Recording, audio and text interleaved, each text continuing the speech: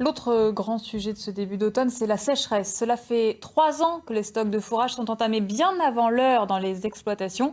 Alors l'herbe est-elle en train de devenir une denrée rare? Reportage à l'Accueil dans le Puy-de-Dôme de Valérie Riffard avec Anne-Claire Huette. Le Massif central est la plus grande prairie d'Europe. Une prairie qui fait le bonheur des amateurs de paysages de moyenne montagne, mais qui est avant tout un outil de travail pour les éleveurs. Souvent, on a l'impression que l'herbe pousse toute seule, mais l'herbe est gérée. L'herbe que l'on va avoir, c'est le produit du travail d'un éleveur. C'est un produit d'un travail qui ne date pas de l'année dernière, c'est des dizaines d'années. C'est des phénomènes cumulés et qui ont donné cette ressource, et ça, c'est extrêmement important. Et ce qu'il faut faire comprendre, c'est que l'éleveur est au centre de cette dynamique-là et que c'est un acteur de ce système-là. Des éleveurs qui ces dernières années ont dû faire face à de nombreux aléas, comme les nuisibles, mais surtout la sécheresse.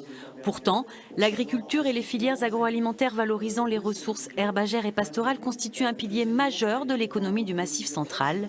Il est donc indispensable de trouver des solutions pour assurer leur pérennité. En améliorant la connaissance qu'il a de ces prairies et puis aussi de la valorisation qu'il peut avoir d'autres ressources qu'il n'avait pas identifiées aujourd'hui comme étant des ressources fourragères. On a parlé des arbres, des haies, etc.